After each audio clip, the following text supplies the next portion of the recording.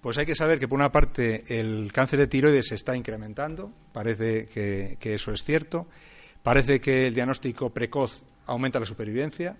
Hay tumores que son muy agresivos y vemos tumores muy agresivos, incluso pequeños, pero la supervivencia, gracias al tratamiento precoz, es mayor.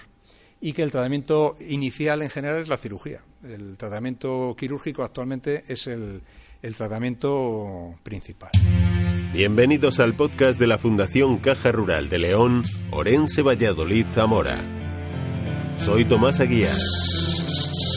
La Asociación Española contra el Cáncer participó en el desarrollo de las jornadas Infosalud promovidas desde la Fundación Caja Rural de Zamora. En la tercera sesión del mes de mayo se abordaron aspectos relativos al avance en el tratamiento del cáncer de tiroides.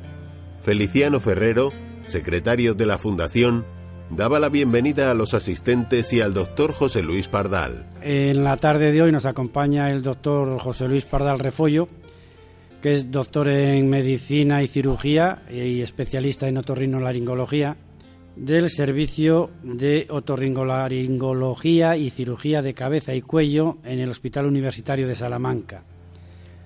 Es además el director de una revista, ORL, Ediciones Universidad de Salamanca, y un investigador también del Centro de Investigaciones de Salamanca.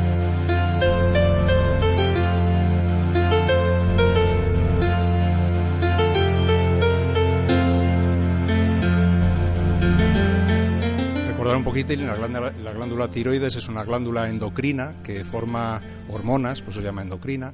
Las glándulas que segregan hacia el exterior se llaman exocrinas. Y la glándula tiroides está en el cuello, está delante de la laringe y es una glándula muy importante, es vital. Si no funciona, pues en los niños produciría un cretinismo, es decir, alteraciones de la capacidad intelectual y del desarrollo o muchas veces fetos inviables, ¿no? Y en el adulto, si la glándula tiroides falta y esa persona no toma hormona, pues también fallece, se muere por una complicación que es el hipotiroidismo grave, el mixedema del adulto y produce la muerte. Con lo cual es una glándula muy importante, es una glándula vital. La glándula esta forma dos hormonas, la hormona o dos grupos de hormonas, las hormonas tiroideas, que son las que habitualmente se miden en las analíticas, que las forman las células foliculares, que son células que tienen un núcleo, son capaces de organificar el yodo. El yodo es vital en la dieta y es vital para que funcione la glándula. La glándula utiliza el yodo para organificarlo y formar la hormona tiroidea, ¿no? Por eso es muy importante en la dieta una cierta cantidad de yodo. Y además la glándula forma otra hormona que es la tirocalcitonina. La forman las glándulas parafoliculares. Son otras glándulas distintas dentro de la misma otras células que están también dentro de la glándula tiroides. Con respecto a la patología de la glándula hay que distinguir dos partes. Una es la parte funcional. La glándula puede funcionar normalmente, eso se llama eutiroidismo, funciona normal. O puede haber un defecto de la función, el hipotiroidismo, o un exceso de función, hipertiroidismo. Esto es diferente a la alteración estructural, que es el bocio, por ejemplo, cuando está la glándula aumentada de tamaño, o los nódulos, que pueden haber uno o varios nódulos que son áreas tumorales que pueden ser benignas o malignas, que crecen dentro de la glándula. Pero la glándula puede tener un bocio y estar funcionando normalmente, es decir, no tiene por qué haber una disfunción tiroidea. Y por otra parte, hay glándulas con tumores que no tienen tampoco ningún tipo de disfunción. Y glándulas que son de tamaño normal, con una estructura normal, pero tienen disfunción, no funcionan bien. Con lo cual hay dos cosas que hay que distinguir cuando se hacen los estudios. Hay que estudiar funcionalmente la glándula, que se hace midiendo las hormonas tiroideas, y hay que estudiar la glándula estructuralmente mediante la ecografía. De tal forma que para que una persona podamos considerar que está bien estudiada, haría falta hacer dos estudios, las hormonas tiroideas y las ecografías, según el ritmo o la frecuencia que se establecen en protocolos internacionales. Recordar lo único que la patología de la glándula tiroides es muy frecuente en la población. Por tanto, no hay que agobiarse si aparece un nódulo en la glándula o varios nódulos, puesto que la probabilidad de encontrar un nódulo, por ejemplo, en una ecografía, está en torno al 50%, según la edad de las personas. Es decir, que a medida que cumplimos años es más fácil que aparezcan nódulos en la glándula tiroides. Eso no quiere decir que haya patología, sino que puede ser una evolución normal. Es una patología también muy frecuente. El 80% de las patologías van a ser benignas. En torno al 20% como máximo en Europa, varía mucho las estadísticas, pueden ser tumoraciones malignas. Y luego hay una patología tumoral que es el carcinoma incidental. El carcinoma incidental es cuando entre las personas en esta sala hay personas que tienen tumor oculto que nunca les va a dar ningún problema. Es decir, eso se demuestra cuando se hacen autopsias por otras causas de muerte, ¿no? Entonces sabemos que a lo mejor, según las zonas, la zona del Pirineo, por ejemplo, en un estudio que se hizo en autopsias de personas que fallecieron por accidente de tráfico, hasta un 20% tenían tumores tiroideos ocultos. Es decir, que hay un porcentaje que sabemos que está en la población. Eso nosotros mismos, cuando hacemos cirugía, encontramos también ese grupo de personas que tienen tumores ocultos. Por tanto, la patología tiroidea es muy frecuente. Quizá habría que hacer estudios preventivos. En fin, no hay muchos programas actualmente en marcha, pero la patología tiroidea es muy, muy frecuente. Por otra parte, también en la zona en España, pues tengo puesto en este mapa, la patología tiroidea, cuanto más vas hacia el noroeste, en la zona roja, también son más frecuentes los tumores. Digamos que el mapa del cáncer de tiroides actualmente es el que había antiguamente con el bocio multinodular, lo que era el bocio endémico, ¿no? El bocio que aparecía en zonas donde había dieta pobre en yodo. Si tiramos una línea desde Almería hasta La Coruña, cuanto más nos vamos hacia el noroeste, más incidencia de cáncer de tiroides hay. La zona nuestra es una zona en la que ciertas áreas de montaña hay mayor frecuencia de cáncer de tiroides. Es una de las zonas donde más tumores tiroideos hay por 100.000 habitantes. Aproximadamente, ¿cuántos pacientes, me preguntaban esta mañana, cuántos pacientes puede haber con cáncer de tiroides en la población? Varía según las estadísticas, ¿no? Las estadísticas americanas de la Academia Americana o las de la Sociedad Europea de Tiroides varía porque varían los registros, la fidelidad de los datos, pero más o menos está en torno a 4 casos por 100.000 habitantes y año. Esa sería la incidencia del cáncer de tiroides, entre 4 y 5 casos. Está por debajo del cáncer de laringe. El cáncer de laringe, como tengo ahí puesto, está en torno a 6,8 en la zona en España. Y el cáncer de laringe quizá está bajando por los cambios de hábitos, quizá también el diagnóstico más precoz. Y sin embargo, el cáncer de tiroides hay una duda si está aumentando o es que tenemos más precisión, es decir, hay controversia, pero parece que es un tumor que está en aumento, ¿no? Aquí no voy a entrar mucho. Sí que es verdad que, como vemos aquí, el número de casos de muerte por cáncer de tiroides también ha aumentado, va en relación a la edad, es decir, sobrevivimos más, con lo cual más fácilmente puede haber tiempo para que las personas sobrevivan al cáncer de tiroides y a lo mejor los fallecimientos son más en personas más mayores. La incidencia mayor está a una incidencia en torno a los 40 a los 54 años. Es el rango de edad en el que más casos de cáncer de tiroides se producen. Y la incidencia, como dije anteriormente, es mayor en mujeres que en los varones. Va paralela, como está en esta gráfica, en la que el cáncer se establece muy estable con respecto a la edad y la mortalidad, sin embargo, aumenta con la edad. Bueno, esto es lo que dice esta diapositiva igual.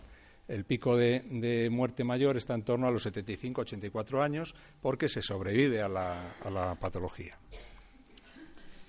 Los datos últimos de la Asociación Europea de Tiroides más o menos pone que la media en la Unión Europea se diagnostican 53.000 casos nuevos de cáncer de tiroides en 2012, que son los últimos datos que hay, y la media está en torno a 6,3 casos por 100.000 habitantes. Es lo que os decía anteriormente, entre 4, 5, 6 casos por 100.000 habitantes. En mujeres, en torno a 9,3 y en varones 3,1 casos. Es decir, la incidencia es mucho mayor en mujeres que en hombres. Aproximadamente ha habido 6.300 fallecidos en la Unión Europea por cáncer de tiroides, y la supervivencia a 5 años está entre el 80 y 90%. Es de los tumores que más sobrevivencia tienen. ¿Qué tipos de tumores existen? Pues fundamentalmente los dos más frecuentes, hay dos grupos, los carcinomas bien diferenciados, que serían fundamentalmente el carcinoma papilar de tiroides y el carcinoma folicular. Entre ellos dos, en torno al 85%, 95% de los casos son de este tipo. Son tumores bien diferenciados, con un pronóstico en general bueno, si se hace el tratamiento precoz y el tratamiento generalmente con cirugía y radioyodo. Otro tipo de carcinoma, el de células de Hurley, es un adenocarcinoma, también está en torno al 5%. Yo creo que en la zona nuestra es algo superior, pero más o menos está por ahí. El otro tipo de carcinoma es el pobremente diferenciado, son tumores ya más desdiferenciados, más difíciles de tratar. El cáncer anaplásico es un tumor muy indiferenciado que aparece habitualmente en ancianos y se sitúa en torno al 7%, que es al 1,7%, en torno al 3% en la experiencia mía es este tipo de tumores. Son tumores muy difíciles de tratar y en general se diagnostican generalmente tarde. Y el cáncer medular de tiroides, que es un tumor que se forma en las células parafoliculares. El cáncer medular es un tumor peculiar porque forma una hormona que es la calcitonina, que es la otra de las hormonas.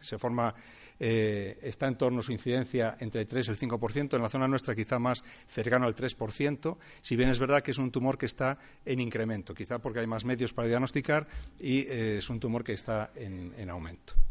Ahora hablaré un poquito de este tipo de tumores. Del cáncer medular, la mayor parte son casos esporádicos, es decir, una persona tiene una tumoración, se hace el diagnóstico, bien sea por punción aspiración con aguja fina, con la ecografía, o por la calcitonina, y aparece ese tumor ahí. Y no hay ninguna tendencia familiar. Pero en torno al 25% de las personas que tienen cáncer medular tienen un cáncer medular familiar, es decir, tienen una mutación en el protocogen RET que se mide en una analítica en sangre. Y esa mutación hay que medirla, si el enfermo la tiene, hay que medirla en los familiares para evaluar quiénes pueden desarrollar este tipo de tumor. Actualmente todavía medir este protoncogen no tendría sentido en la población general, porque este protoncogen se puede alterar en otros tumores. Y luego hay una forma familiar, que es la neoplasia endocrina múltiple, en la que asocia el cáncer de tiroides, el cáncer medular, se asocia con otros tumores como son feocromocitomas, es decir, tumores que afectan a las glándulas suprarrenales o a tumores de las glándulas paratiroides, los síndromes MEN1, MEN2. La pregunta siguiente que tenemos, los más frecuentes son los tumores bien diferenciados, y la siguiente es cuál es la causa del cáncer, por qué aparece el cáncer de tiroides. No sabemos realmente las causas, como ocurre con todas las enfermedades, es múltiple. Lo que está claro es que se produce una mutación, es decir, hay varias alteraciones genéticas en el genoma de las células que hace que aparezca ese tumor. Pero eso es común a cualquier otro tipo de patología tumoral e incluso metabólica. Entonces hay distintos factores. Uno, la edad, pues estos tumores afectan más a mujeres entre 40 y 59 años y los varones entre 60 y 79 años. En Estados Unidos se mide más la cuestión de la raza, es más frecuente en raza blanca. No parece que haya relación con los factores socioeconómicos. Sí parece que hay relación con la radiación, la exposición a radiaciones ionizantes. Por ejemplo, está demostrado en las explosiones de Chernóbil o las explosiones en Fukushima, es decir, cuando en Nagasaki, cuando ha habido exposición a radiación, aumenta el cáncer de tiroides. ¿Por qué? Porque en las explosiones nucleares se forman isótopos radiactivos del yodo que son cancerígenos. Es decir, si las personas que están en el entorno beben agua, comen alimentos que están contaminados, ese radioisótopo del yodo va a ir a la glándula tiroides y va a producir cáncer en la glándula tiroides. Por eso, cuando hay una explosión nuclear, lo que se hace es tratar a la población con yoduro potásico, para que se bloquee la glándula y no capture la glándula el isótopo que está en el agua contaminada. Y eso hace que el cáncer de tiroides baje muchísimo en zonas donde hubo explosiones nucleares. Entonces el tema de la radiación está muy, muy claro. la profesión también en algunos casos, sobre todo campos electromagnéticos, exposición a rayos, como el caso de odontólogos o trabajadores en estaciones eléctricas. En cuanto al yodo, parece que el tratamiento con yodo puede reducir la incidencia de cáncer folicular, aumenta el cáncer papilar. La actividad volcánica, la dieta, algunos alimentos como la col son bociógenas. Estamos hablando de una dieta muy monótona. Si es una dieta variada no va a tener ninguna importancia. El tener patología tumoral benigna previa te aumenta el riesgo de cáncer también. Factores hormonales como son los estrógenos o los anticonceptivos y los factores genéticos. Como hemos dicho, las mutaciones, hay un grupo en los tumores medulares, pero también hay cánceres familiares bien diferenciados que están cada vez más estudiados. Hay enfermedades también por la poliposis colónica, la enfermedad de Cowden. Hay enfermedades que se asocian, cáncer de tiroides a otras patologías intestinales, en fin, son síndromes que no voy a entrar. Y luego lo que sí está cada vez más se está utilizando en los diagnósticos paquetes ya sistematizaciones de medir ciertas mutaciones de ciertos oncogenes o protooncogenes para diagnosticar cáncer de tiroides. Los que más se están utilizando es el gen RET, como dije anteriormente, sobre todo para el cáncer medular y algunos tipos de cáncer papilar mal diferenciado, y el gen BRAF. Bueno, esto durante estos años anteriores, cuando salieron estos diagnósticos, le damos mucha importancia para intentar hacer grupos de riesgo, pero bueno, ahora digamos que la importancia es relativa. Ahora que hay más datos, se está en revisión. Otra cuestión que plantea duda es con respecto a las radiaciones, si los rayos X, que es a los que más estamos expuestos cuando vamos a hacernos exploraciones, un TAC, la mamografía, es decir, ¿eso influye a la hora de tener cáncer de tiroides? Pues parece que sí hay relación en el caso de exposiciones de una manera crónica. Es decir, el problema de la radiación es que se suma. Claro, si yo me hago una mamografía, pero va asociada a que me he hecho no sé cuántos TAC de cráneo o me he hecho TAC por otras razones, el TAC sí que da mucha radiación. El TAC convencional, el escáner, produce mucha radiación. Entonces, no es tanto la exploración aislada como la suma de radiaciones. Entonces, en un último estudio que venía en la revista de la Asociación Americana, de la revista Tiroid, que revisé ahora, del 2018, un metaanálisis, sí que ponía en relación que había relación entre la exposición a rayos X, sobre todo diagnósticas de cabeza y cuello y de cuello, y en la aparición de cáncer de tiroides. Sobre todo en niños, lo que me queda abajo, parece que cuando en los niños hace un TAC de cabeza, parece que el riesgo atribuible de cáncer de tiroides está en 1,1 casos por 100.000 habitantes, por 100.000 niños. Es decir, que de los niños que se radian, son muchos niños los que hay que radiar para que uno tenga un tumor, pero parece que puede haber una relación. Y en el TAC de tórax, en torno a 2,1 casos por 100.000 niños radiados. Es decir, que se debe evitar la radiación en niños, obviamente, para, entre otros tumores, no desarrollar cáncer de tiroides. Con respecto a preguntas que otras veces surgen del diagnóstico. El diagnóstico de los tumores de tiroideos, por una parte, está la exploración. Muchas personas es porque alguien le nota un bulto en el cuello o se nota un bulto en el cuello al afeitarse o al mirarse o tocarse. Eso es bastante habitual. Y en la exploración, nosotros hacemos la exploración, se visualiza, la OMS clasifica, sobre todo para países en los que no hay acceso a la ecografía, clasifica en 3 grupos el bocio, el tipo de bocio. Y luego en la exploración nosotros lo que hacemos es hacer las 2 cosas que dije anteriormente. Una analítica para medir la TSH. La TSH es muy sensible, con lo cual si la glándula funciona bien, la TSH va a estar bien. Y si la glándula funciona mal, la TSH se va a alterar. Y la TSH luego ya, si está alterada, se miden otras hormonas, la T3, la T4, los anticuerpos antitiroideos, se mide también el calcio, la vitamina D, para ver cómo funciona la glándula paratiroides y el metabolismo del calcio. Ocasionalmente, según el riesgo, la calcitonina y la ecografía. Son las 2 exploraciones, la analítica y la ecografía. Es decir, que cuando una persona dice yo tengo el tiroides bien, hay que saber si se ha hecho las 2 pruebas, porque puedes tener un nódulo y la función tiroidea estar normal. Hay que hacerse las 2 cosas, la imagen y luego dentro de la imagen otras exploraciones como es el TAC, la resonancia magnética, la tomografía por emisión de positrones se utiliza en ciertos casos, no hay que hacerlo en todos los pacientes. La exploración fundamental es la ecografía.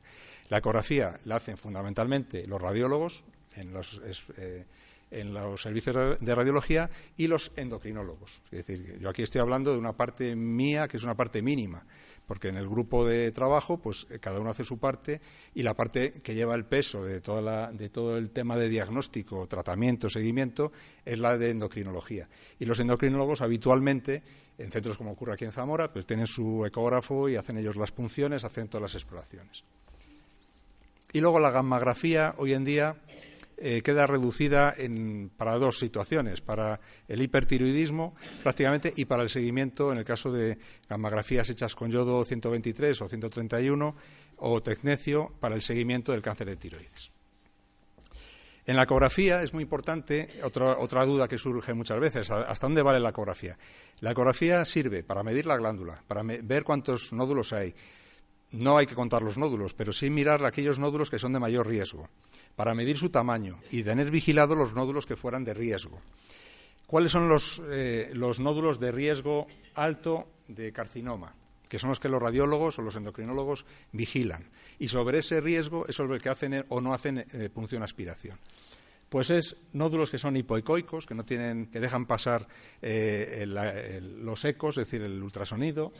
Cuando hay microcalcificaciones, cuando hay vascularización central, cuando los márgenes son irregulares o es un aspecto espiculado, como si fueran con picos en el borde, cuando el nódulo es más alto que ancho, es decir, es ovalado, cuando hay un aumento documentado entre una ecografía y otra, lo que hoy en día ya prácticamente hay un acuerdo, casi todos los radiólogos y los endocrinólogos miden los nódulos en 3 dimensiones. Este nódulo mide 23 milímetros por 2,5 milímetros por 0,5. Y sobre eso, en la siguiente exploración, al cabo de unos meses, generalmente según lo que se esté vigilando, pero en torno a unos 6 meses, se mide a ver si ha habido modificación. Muchas veces no coinciden exactamente, porque depende cómo se ha hecho el estudio, pero sirve para ver. Cuando se documenta que el nódulo creció al menos en 2 dimensiones, el 50%, se sabe que ese nódulo ha crecido. Ese nódulo hay que tenerlo vigilado o extirparlo.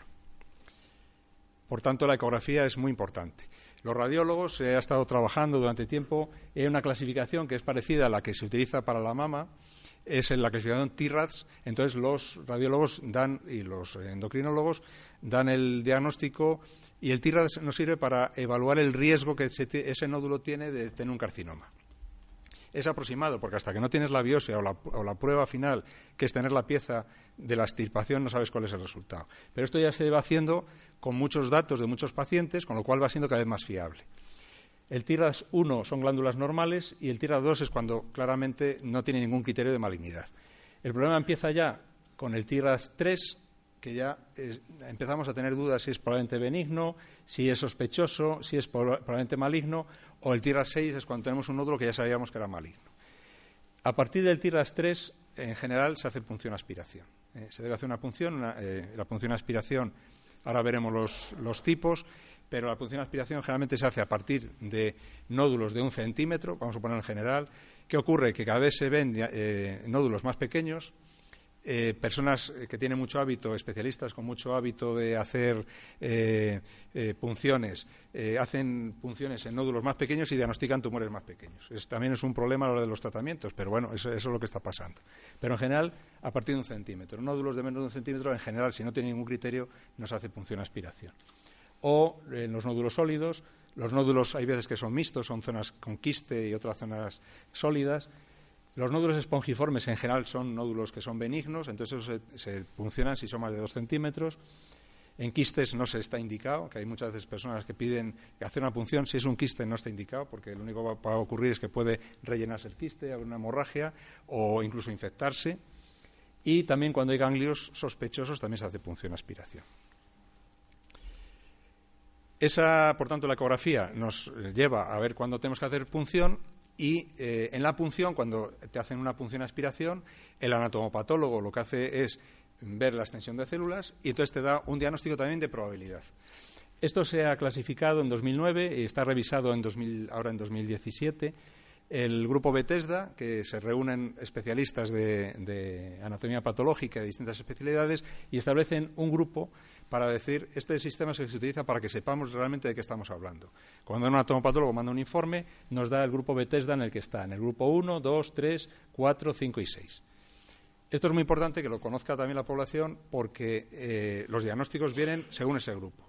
Y según este grupo hacemos luego la cirugía o no hacemos cirugía. Es muy importante hacer bien este diagnóstico. Decimos que una punción es tipo 1, no diagnóstica, no quiere decir que esté mal hecha, sino que cuando se hace punción hay veces que no salen células, no hay suficientes células. En estas lo que se suele hacer es repetir la punción, al cabo de unos meses se repite de nuevo la punción y digamos que se da como máximo hasta 3 punciones para decir que realmente es insatisfactoria. Quiere decir que no se obtiene cantidad. Y no es porque no esté bien hecha, es simplemente porque es una de las categorías Bethesda. El grupo 2 es cuando es claramente benigna, el riesgo de malignidad está en torno al 3%, que esto nos sirve a nosotros para calcular qué personas tienen más riesgo o no.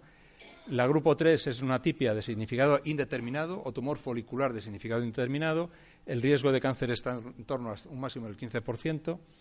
El grupo 4 es el tumor folicular o sospecha de tumor folicular, es el tumor de células de Hurle, que aquí en esta zona se ve bastante, y el riesgo de tumor maligno está en torno al 30%. El grupo 5 son tumores de sospecha de malignidad, casi el 75% van a ser malignos, y el grupo 6 es cuando claramente te dan diagnóstico de malignidad, el diagnóstico verdadero va a estar entre casi el 100% de acierto. Entonces nosotros realmente la cirugía la indicamos a partir del grupo 3. El 3, 4, 5 y 6 prácticamente esos enfermos hay que pasar a cirugía para confirmar los diagnósticos. Los grupos 1 y 2 van a depender de la edad, van a depender del tamaño de los nódulos, de la evolución de otros factores. Un nódulo ahora enseñaré una diapositiva de cómo hacemos realmente luego el cálculo para ver qué personas se operan y qué personas no. Pero esto es muy importante y todo el que haya hecho una ecografía con punción, pues los diagnósticos vienen en grupo Bethesda 2. Bueno, pues esto da mucha información de lo que tenemos que hacer. Bueno, esta es una diapositiva de lo que hacemos prácticamente en el grupo 1, grupo 2. Se pueden hacer hemitiroidectomías, quitar la mitad de la glándula y confirmar el diagnóstico. Y a partir del grupo 3 muchas veces son tiroidectomías totales. Por tanto, el diagnóstico del cáncer de tiroides actualmente se establece con la ecografía, qué grupo TIRAS tienes, seguimiento ecográfico, la realización o no de una punción ecoguiada. Se hace la punción con ecografía, el ecografista o el endocrinólogo con control ecográfico hace punción del nódulo que tiene vigilado y que quiere saber. Esto nos da una clasificación Bethesda en uno de los 6 grupos y de ahí decidimos quiénes son para el tratamiento quirúrgico y qué tipo de tratamiento. El tratamiento quirúrgico fundamentalmente se hace o bien porque hay un bocio compresivo, en caso de patología benigna, o hay una sospecha de tumor de cualquier tipo. En personas de mayor riesgo, en niños por debajo de 15 años, en mujeres, cuando el nódulo tiene más de 4 centímetros, cuando ha habido exposición previa a radiación, que es muy difícil de calcular la radiación individual, y la captación incidental en un PET. El PET cada vez se hace más para el seguimiento de otros tumores. Entonces, con mucha frecuencia, la glándula tiroides aparece un nódulo que no se había visto nunca, aparece ahí el nódulo. Ese nódulo lo que hacemos es, cuando hay una captación incidental, lo estudiamos de nuevo. Es decir, hacemos una ecografía, se hace punción aspiración si es necesario, se miden las hormonas y se decide a ver si estás en un riesgo o no. Muchos enfermos les hace cirugía. Y el rendimiento del PET, pues la validez de la PET es muy, muy variable, pero generalmente hacemos cirugía. Y luego, la alta sospecha de malignidad es cuando hay un nódulo de crecimiento rápido, en pocas semanas ha crecido, cuando es un nódulo muy duro, cuando está adherido a estructuras profundas, cuando ha habido una historia familiar de cáncer de tiroides, cuando hay una parálisis de cuerda vocal, como hacemos siempre endoscopia, se mira la laringe, si vemos que hay un bocio asociado a una parálisis laringea, eso indica mayor celeridad para hacer la cirugía, porque aumenta el riesgo de cáncer de tiroides. Cuando hay ganglios cervicales palpables o cuando hay síntomas por compresión o infiltración de estructuras vecinas, como es la dificultad para tragar, la disfonía, la ronquera, o la fatiga, la disnea, porque la tráquea esté comprimida, o la laringe. ¿De acuerdo? Los tumores los clasificamos en un grupo, en una clasificación que es la clasificación TNM, que es la internacional. T significa el tamaño del tumor primitivo, el N significa la existencia o no de ganglios linfáticos en el cuello, y el M significa si existe metástasis a distancia en otros órganos, porque el tumor puede invadir otros órganos a distancia. La TNM nos sirve no muchas veces para tomar decisiones, pero sí para comunicarnos entre nosotros. El número de tiroidectomías está en aumento. Estos datos de Eurostat, que no es, como los países no contribuyen en igualdad, son un poco sesgados, pero realmente en la Unión Europea se hacen unas 200.000 tiroidectomías al año. Es decir, se hacen muchas tiroidectomías. En España, en torno a unas 25.000 estamos actualmente tiroidectomías, con lo cual está en incremento tanto la cirugía y entonces el número de tumores aumenta porque tratamos a más gente con tumores más pequeños. Entrando un poco en general de la cirugía, por repasar un poquito también, que es la parte a la que me dedico, la cirugía de tiroides se desarrolló hacia 1860. Se realizaba ya mucho antes, pero en 1860 se hace la primera tiroidectomía total hecha por Billroth, que es el señor de la izquierda, y posteriormente la técnica fue mejorada por Kocher. Kocher lo que hace es mejorar la técnica de Billroth.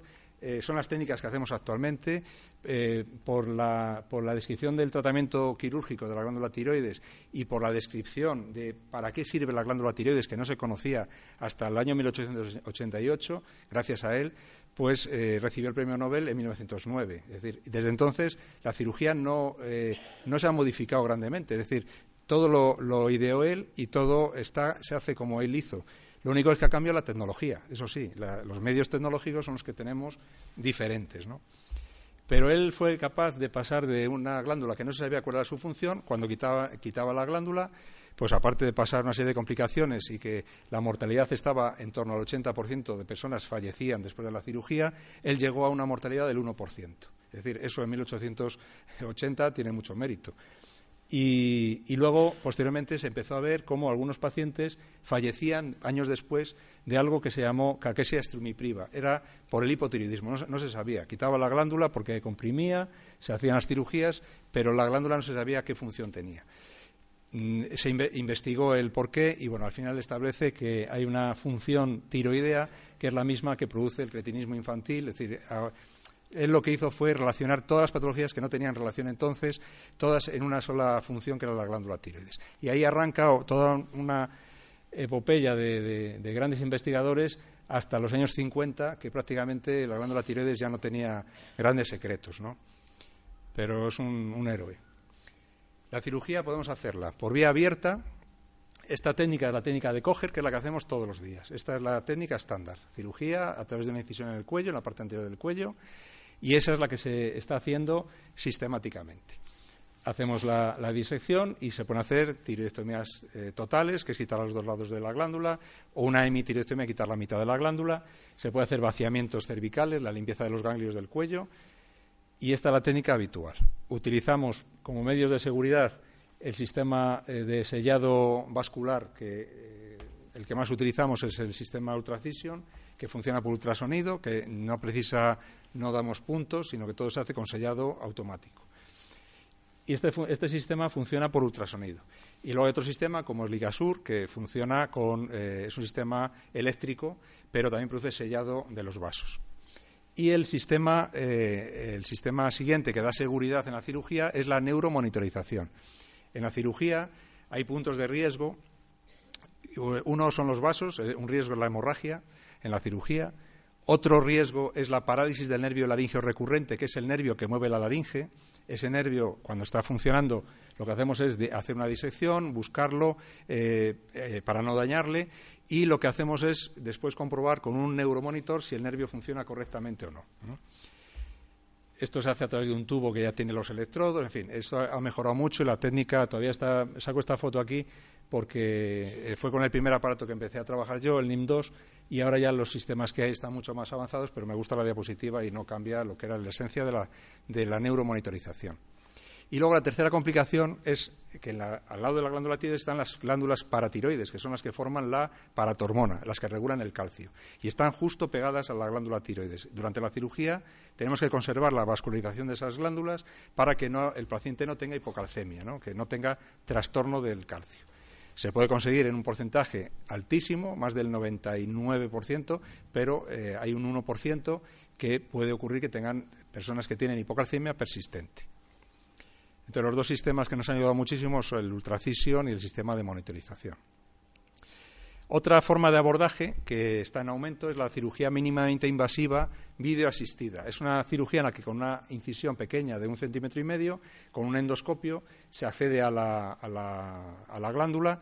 Y esta cirugía tuvo hace unos años mucho predicamento, parece que iba a ser algo, pero no se ha implantado en los centros porque es un poco compleja. Hace falta tiene que haber 2 cirujanos experimentados y eso es difícil de que coincidamos porque los medios son escasos y casi nunca coincidimos 2 experimentados al hacer la cirugía, porque hay que distribuir y hay muchas cosas que hacer, ¿no? Entonces es difícil y los equipos no es fácil formarlos. Pero esta cirugía se está haciendo para tumores no muy grandes y se está haciendo también para cirugía de las glándulas paratiroides.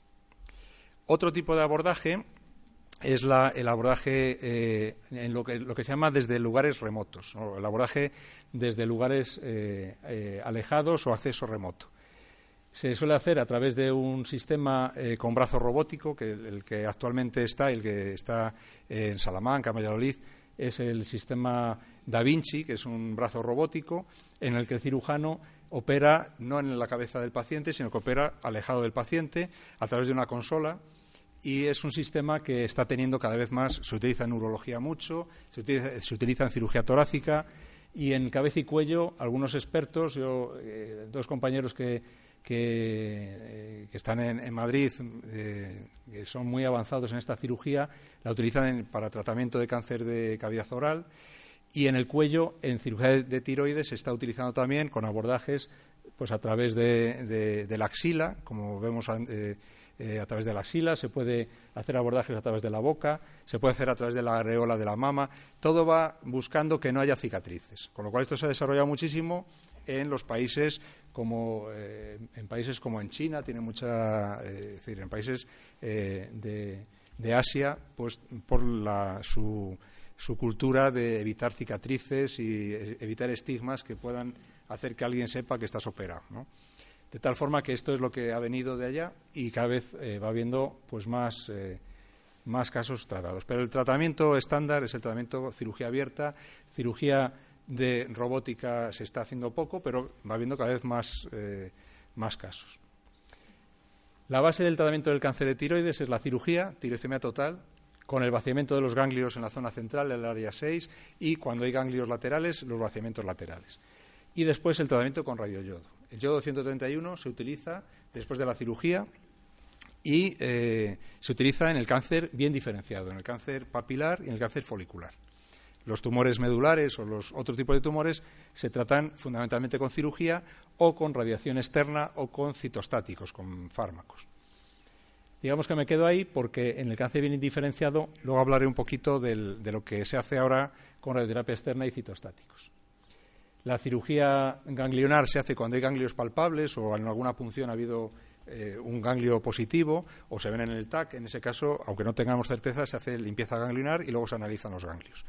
Nosotros ahora estamos trabajando para hacer tratamiento del cáncer de tiroides con ganglio centinela, que lo que se hace es darle al paciente un trazador radiactivo con tecnecio desde 24 horas antes de la cirugía, y lo que hacemos es luego quitar selectivamente los ganglios que salen positivos y esos son los que analizamos, el resto no los quitamos, ¿no?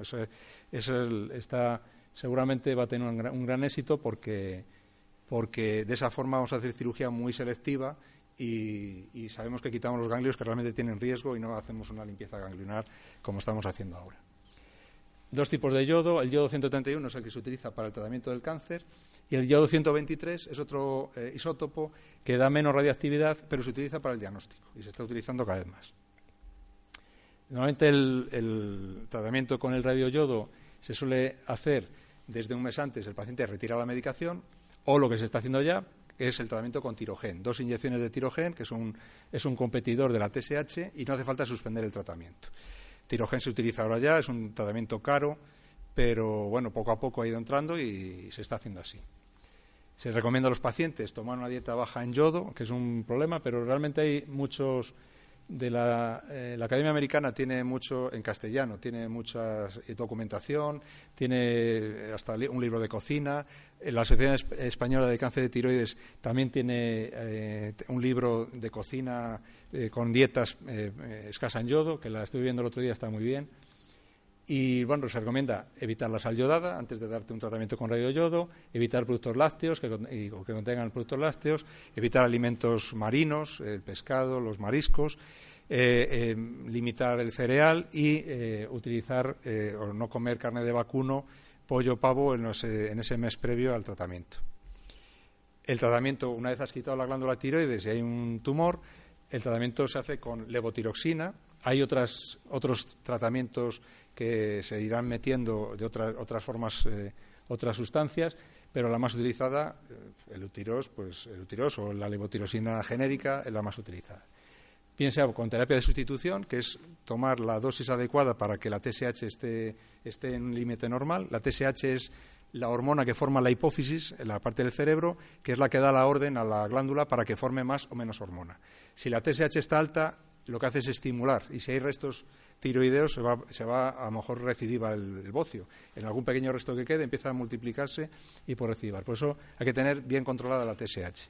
Y la terapia de supresiones en personas que tienen cáncer de tiroides, los endocrinos lo que hacen es dar una dosis un poco mayor para que la TSH esté muy frenada, que esté prácticamente no detectable. Es la diferencia en cuanto a la dosis, pues unas personas toman dosis bajas y otras personas tienen que tomar dosis muy altas de levotiroxina. Y luego en los cánceres bien diferenciados nos queda también la radioterapia externa y los citostáticos. La radioterapia externa, hasta hace unos años, el cáncer de tiroides se creía que no era sensible a la radioterapia. De tal manera que no se utilizaba, era como una barrera y no se usaba, ni nos lo planteábamos. Hasta que empezaron a salir trabajos en los que demostraban que en ciertos tipos de tumores la radioterapia sí era eficaz. Entonces, la radioterapia ahora ya es una herramienta más del tratamiento del cáncer de tiroides y sabemos que un porcentaje de las personas que tienen un cáncer de tiroides bien diferenciado, a lo largo de la vida se desdiferencia. Entonces, cuando un tumor está desdiferenciado o tiene marcadores tumorales que indican que hay mutaciones que se están desdiferenciando, uno de los tratamientos, o hay recidiva, que no se puede operar, porque no se puede abordar, por la localización, por el riesgo, entonces lo que se hace es radioterapia externa, bien sea radioterapia o bien también cirugía o radiocirugía. Y los citostáticos también se utilizan en personas que tienen carcinoma desdiferenciado, que no se puede operar, que no capta yodo, entonces se utilizan ciertos citostáticos. Actualmente se van autorizando, según los ensayos clínicos van avanzando, según el tipo de tumor, se utiliza un tipo u otro de droga. Los que se están utilizando son inhibidores de la tirosina quinasa, cada vez es más conocida las vías metabólicas y todo el metabolismo y la genética de los tumores, y estos fármacos son fármacos que actúan en ciertos puntos de ese metabolismo celular. Los más utilizados es el sorafenib y el levantinib, que son los fármacos que en algunos tumores están autorizados, pero tiene que ser en ensayos clínicos autorizados. Por tanto, cuando un tumor está identificable, pero tiene un crecimiento local, regional, que no se puede operar, está en progresión, no es posible hacer cirugía o no es posible hacer radioterapia externa por criterios de toxicidad, no es sensible al radioyodo y a lo mejor capta no el PET, en ese caso hacemos tratamiento con citostáticos. Eso lo hacen los oncólogos médicos, cada vez hay más oncólogos que se dedican solo a los cánceres endocrinos. Y antes, igual, oncología médica no participamos mucho, pero realmente en los últimos años es imprescindible que el oncólogo médico esté en los equipos y en los grupos de trabajo de cáncer de tiroides. El objetivo en estos casos es reducir el volumen del tumor, es evitar síntomas locales, es restablecer muchas veces tumores que no eran sensibles al yodo se hacen sensibles de nuevo y se puede dar radioyodo, y es estabilizar la enfermedad. Y está dando un resultado bueno. Con lo cual, la esperanza es que van saliendo cada vez mejores fármacos, menos tóxicos, que es uno de los problemas que tienen, la toxicidad que tienen, renal, cardíaca, pero cada vez va habiendo más casos tratados y más fármacos.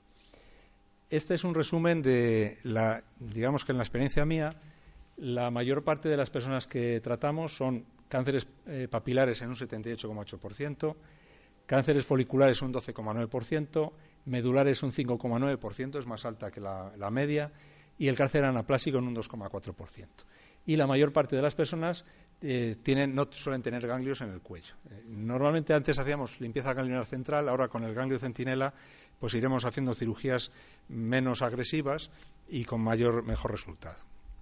La supervivencia va a estar en relación al tamaño del tumor y el tipo de tumor, fundamentalmente. De tal manera que la supervivencia es superior ya a la que yo tengo ahí puesto, y esta supervivencia no está contemplada en el tratamiento con citostáticos. Los citostáticos están haciendo que la supervivencia suba, pero no hay estadísticas todavía de grandes series para saber qué realmente es lo que está pasando, pero la supervivencia es mejor. Resumo un poquito que, aunque yo aquí hablo, realmente somos muchos los que trabajamos cuando un paciente se opera. Ha habido endocrinólogos que han hecho el seguimiento, la indicación, anatomía patológica, radiodiagnóstico, medicina nuclear. Cuando operas está también anestesia, personal de enfermería. Es decir, nosotros lo que hacemos ahora en el hospital donde estoy, nos reunimos una vez al mes, donde reunimos todos los que estamos implicados en el tratamiento, incluido cirugía general, que es quien lidera en el Hospital de Salamanca el tema de la cirugía endocrina, y tratamos los casos que son más complejos, ¿no? Es decir, y ahí tomamos las decisiones. Y es imprescindible trabajar de esta manera, porque las decisiones no las tomamos una persona sola, sino que debe ser de forma colegiada. Quería hablar un poquito de la seguridad del paciente. Los alumnos de medicina, yo siempre les pregunto si saben lo que es la seguridad del paciente, y ninguno sabe, porque tenía que haber una asignatura que fuera seguridad del paciente, que no es una parte baladí, sino que es en lo que se basa toda el evitar daños que se puedan prevenir, ¿no? Es decir, lo que intentamos es que el daño que se le produce al enfermo sea el menor posible, o que no reciba un daño que no estuviera previamente previsto, ¿no? Esta seguridad en la cirugía de tiroides ha mejorado, por una parte, porque hay mejores sistemas de hemostasia, sistemas automáticos, no damos prácticamente puntos, con lo cual el riesgo de hemorragia ha bajado muchísimo, el riesgo de hipocalcemias, hipoparatiroidismos ha bajado muchísimo, se hace cirugía con abordajes cada vez más pequeños. Se ha mejorado muchísimo en la evaluación preoperatoria, preanestésica, en los riesgos, cada vez se opera a gente con más problemas y más enfermedades y con menos problemas, es decir, con menos complicaciones. Ha habido muchos avances en el diagnóstico, en la genética, en los laboratorios y los avances en la gestión de riesgos. Cada vez sabemos mejor cómo hacer planes a la hora de planificar las cirugías, a quiénes se deben operar, en qué condiciones, cómo se hacen cuánto tiempo están los pacientes en reanimación, qué tipo de cuidados hay que hacer, cómo se hacen los controles, y eso ha aumentado o ha reducido la probabilidad de complicaciones. Y la formación, porque el trabajo que se está haciendo desde la sociedad, en este caso la Sociedad Española de Otorrinolaringología, en formación, es grande, y entonces eso se está notando. Se está notando que los residentes van teniendo mejor formación, y en unos años veremos cómo esta cirugía se va a hacer con mucha más seguridad que lo que estamos haciendo ahora. Y luego las complicaciones, que no voy a entrar mucho. Cuando aparece una complicación todo se ve de otra manera, y parece que todo se podía explicar, pero realmente depende de muchos factores. Depende de factores de la propia glándula tiroides, el volumen, el tipo de tumor, si había fibrosis, con el paciente, qué tipo de enfermedades tiene el paciente, los riesgos, la edad, el equipo quirúrgico, la experiencia, la compenetración, el que todo el mundo esté trabajando en la misma línea. Los relacionados con la técnica, no es lo mismo hacer una tiroidectomía total que hacer una hemitiroidectomía que vaya asociada a un vaciamiento, la técnica y la tecnología. La tecnología es muy importante, utilizar sistemas de hemostasia con sellado vascular automático y la utilización del sistema de neuromonitorización. Así nosotros lo que hacemos es vigilar. Estos son lo que se llaman eventos centinela. El evento centinela significa que si hay una incidencia de cualquiera de estas partes, eso lo anotamos, y lo que hacemos es investigar qué ha pasado para que ese paciente tenga o bien un trastorno de la hemostasia, una hemorragia, por ejemplo. Todas las hemorragias se investigan a ver cuál ha sido el factor que en esa persona ha hecho que tenga hemorragia, sabiendo que es una técnica de alto riesgo de hemorragia. Se vigila la paratormona, la PTH y el calcio, que es el que digo yo que forma la glándula paratiroides, y lo mismo, cuando ha habido un hipoparatiroidismo se evalúa qué factores tenía esa persona para tener ese problema. El nervio laringio recurrente, cuando hay una parálisis laringea también se evalúan los factores de riesgo, y los incidentes sobre la vía aérea. Si ha habido alguna asfixia o algún problema, son casos que a veces son más raros, pero hay que investigarlos. y la comorbilidad. Es decir, muy importante, todo esto si se relaciona con patología del paciente. Aquí no voy a entrar, todo esto lo evaluamos en listas de verificación que tenemos publicadas desde el preoperatorio, durante la operación y en el posoperatorio. Y lo que hacemos es comprobar una serie de puntos de comprobación para intentar evitar las complicaciones al máximo. Si un paciente no cumple algún criterio en un paso, no pasamos al paso siguiente, porque si vas dejando cosas al azar, ahí es cuando pueden aparecer problemas. Como resumen, pues hay que saber que por una parte el cáncer de tiroides se está incrementando, parece que eso es cierto, parece que el diagnóstico precoz aumenta la supervivencia, hay tumores que son muy agresivos y vemos tumores muy agresivos incluso pequeños, pero la supervivencia gracias al tratamiento precoz es mayor y que el tratamiento inicial en general es la cirugía. El tratamiento quirúrgico actualmente es el tratamiento principal.